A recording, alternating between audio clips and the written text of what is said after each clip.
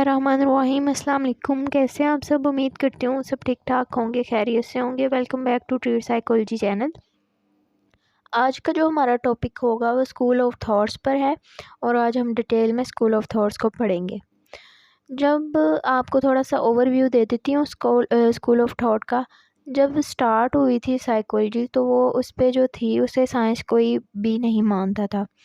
Psychology as a science कोई भी नहीं मानता था और मेंटल डिसऑर्डर्स या माइंड के इश्यूज जो होते थे उसे समझा जाता था कि कोई नेगेटिव सोल इस पर असरअंदाज है या फिर कोई जिन्नात वगैरह है, तो इसे कोई भी जो है साइंस नहीं मानता था।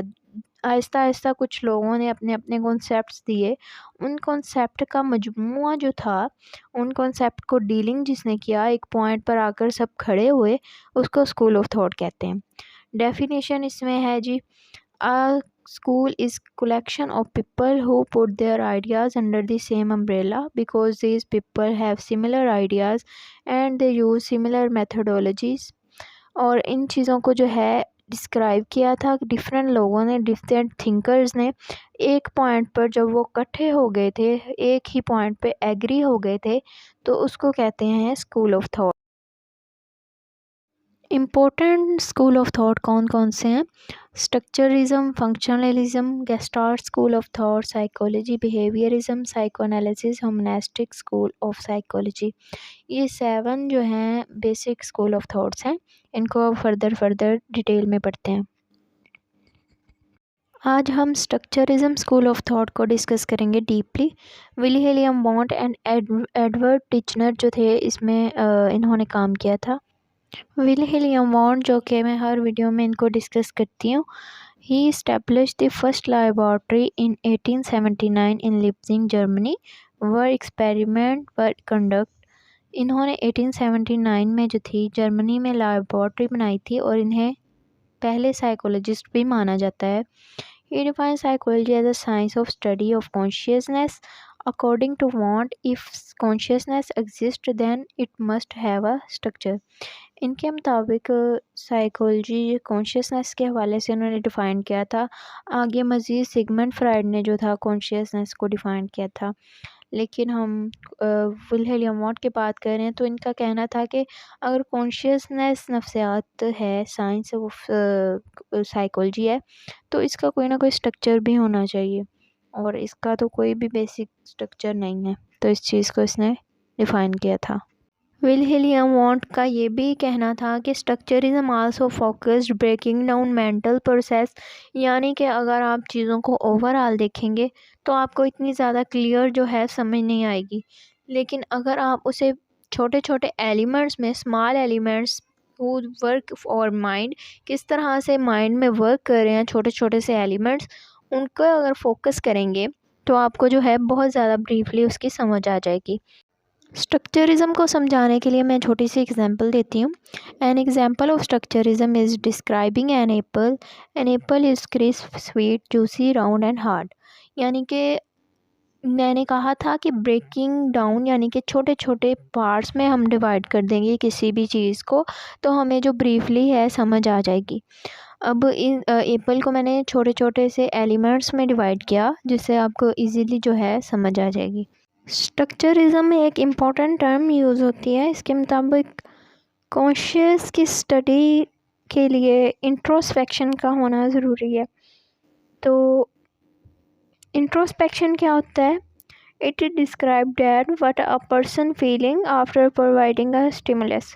एक पर्सन को स्टिमुलस प्रोवाइड करने के बाद उसका क्या फीलिंग होती है, रिएक्शन उसका क्या होता है, इस चीज़ को जो है नोट किया जाता है। अब वॉट ने क्या किया कि डिफरेंट लोगों को स्टिमुलस प्रोवाइड किए और उनकी फीलिंग, उनसे पूछा गया कि आपकी क्या फीलिंग थी जब आपको ये स्टिमुलस दिया गया, तो फिर उसके बाद वॉन्ट ने जो है रिज़ल्ट जनरेट किए।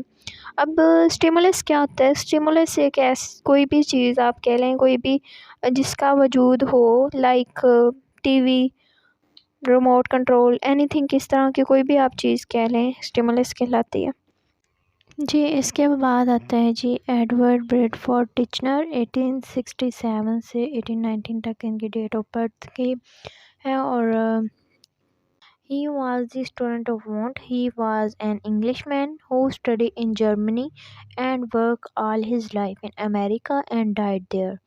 ये इन्होंने सारी उम्र जो है यहाँ पर अमेरिका में ही जर्मनी में ही काम किया और अमेरिका में इनकी डेथ हुई।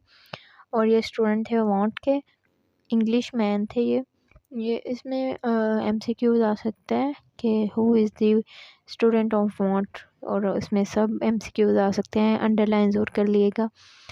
He said that psychology is the study of consciousness, because ये भी हम ख्याल ही था ये वांट के, was by introspection. He thought it is a special method and not everyone could introspect, so he trained subject to introspection. इनके मुताबिक जो खुद शनासाई है, इंट्रोस्पेक्ट में खुद शनासाई जो है वो हर कोई नहीं कर सकता। ये मेथड इनके लिए बहुत ज़्यादा स्पेशल था और इन्होंने इसी पर जो थी फोकस किया था हर चीज़ का। टिचनर की एक और पेशकश थी। उनके मुताबिक Titchener said that idea and images are related with each other. Idea और इमेजेस जो है एक दूसरे से रिलेट करती हैं। जब तक आपके माइंड में इमेज नहीं बनती तब तक आपको जो है आइडिया नहीं आता। इस चीज़ का आपस में बहुत गहरा रिलेशनशिप है। स्कीमा में भी यही चीज़ होती है कि पहले आपके माइंड में जो है एक चीज़ बनती है, आइडिया आता है, उसके इमेज बनती है, उसके बाद आपको आइडिया आता है। इस चीज़ का आपस में रिलेशनशिप है टिचनर के अकॉर्डिंग। कंक्लूजन क्या था स्ट्रक्चरिज्म स्कूल ऑफ थॉट का?